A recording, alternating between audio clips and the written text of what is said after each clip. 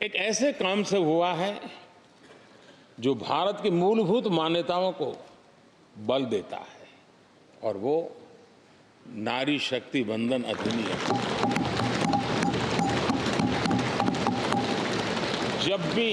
जब भी इस नए सदन की चर्चा होगी तो नारी शक्ति वंदन अधिनियम इसका जिक्र होकर के, यानी एक, और भले ही वो छोटा सत्र था लेकिन दूरगामी निर्णय करने वाला सत्र था।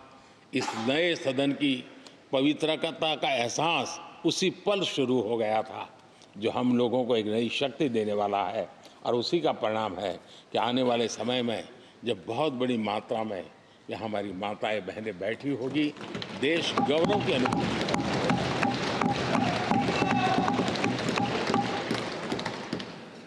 3 तलाक, कितने उतार चढ़ाव से हमारी मुस्लिम बहनें इंतजार कर रही थी। अदालतों ने उनके पक्ष में निर्णय किए थे, लेकिन वो हक उनको प्राप्त नहीं हो रहा था। मजबूरियों से गुजारा करना पड़ रहा था। कोई प्रकट रूप से कहे, कोई अप्रकट रूप से कहे, लेकिन 3 तलाक से मुक्ति का बहुत महत्वपूर्ण और नारी शक्ति के सम्मान का काम 17वीं लोकसभा ने किया है। सभी माननीय सांसद, उनके विचार कुछ भी रहे हो, उनका निर्णय कुछ भी रहा हो, लेकिन कभी न कभी तो कहेंगे कि हाँ, इन बेटियों को न्याय देने का काम भी करने के समय हम वहाँ मौजूद हैं। पीढ़ियों से होता यह न्याय हमने पूरा किया है, और वो बहनें हमें आशीर्वाद दे रही हैं। आदरणीय अध्यक्ष जी, आने वाले 25 वर्ष हमारे देश के लिए बहुत महत्वपूर्ण है। राजनीति की गहमागहमी अपनी जगह पे है, राजनीतिक क्षेत्र के लोगों की अपनी आशा आकांक्षा अपनी जगह पे है, लेकिन देश की अपेक्षा, देश की आकांक्षा, देश का सपना, देश का संकल्प ये बन चुका है। 25 साल वो हैं जो देश इच्छित परिणाम प्राप्त करके रहेगा।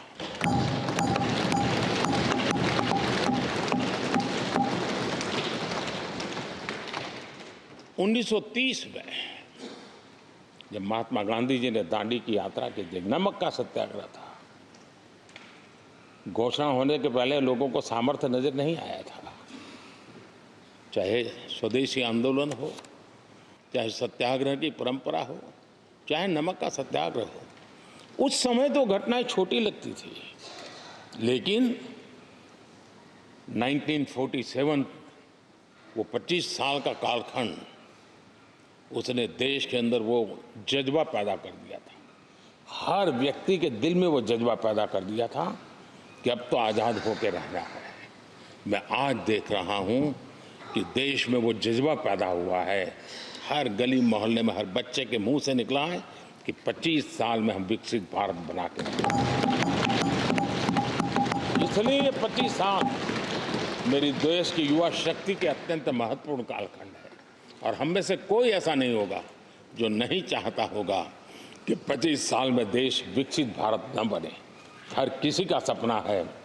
कुछ लोगों ने सपने को संकल्प बना लिया है, कुछ लोग शायद संकल्प बनाते देर हो जाएगी, लेकिन जुड़ना हर एक को होगा। और जो जुड़ भी नहीं पाएंगे और जीवित होंगे तो फल तो जरूर खाएंगे। ये मेरा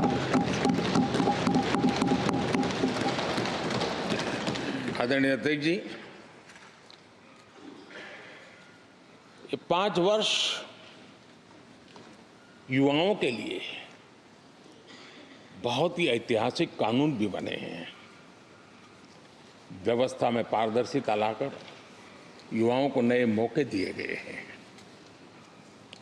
पेपर लीक जैसी समस्या जो हमारे युवाओं को चिंतित करती थी, हमने बहुत ही कठोर कानून बनाया है ताकि उनके मन में जो सवाल या निशान था और उनको व्यवस्था के प्रति उनका गुस्सा था, उसको एड्रेस करने का सभी माननीय सांसदों ने देश के युवाओं के मन के भाव को समझ करके बहुत ही महत्वपूर्ण निर्णय किया है। आदरणीय अध्यक्ष जी, ये बात सही है कि कोई भी मानव जात अनुसंधान के बिना आगे नहीं बढ़ सकती है। उसको नित्य परिवर्तन के लिए अनुसंधान अनिवार्य होते हैं और मानव जात का लाखों साल का इतिहास गवाह है कि हर काल में अनुसंधान होते रहे हैं, जीवन बढ़ता चला गया है, जीवन का विस्तार होता गया है। इस सदन ने विधिवत रूप से कानूनी व्यवस्था खड़ी करके अनुसंधान को प्रोत्साहन देने का बहुत बड़ा काम किया है। नेशनल रिसर्च फाउंडेशन, ये कानून आमतौर पर रोजमर्रा की राजनीति की चर्चा का विषय बन नहीं पाता, लेकिन इसके परिणाम बहुत दूरगामी होने वाले हैं और इतना बड़ा महत्वपूर्ण काम ये 17वीं लोकसभा ने किया है। मुझे पक्का विश्वास है देश की युवा शक्ति में इस व्यवस्था के कारण दुनिया का रिसर्च और का एक हब हमारा देश बन सकता है। हमारे देश की युवा के टैलेंट ऐसी है, आज भी दुनिया की बहुत कंपनियां ऐसी हैं जिनके इनोवेशन के काम आज भी भारत में हो रहे हैं, लेकिन एक बहुत बड़ा हब बनेगा, यह मेरा पूरा विश्वास है।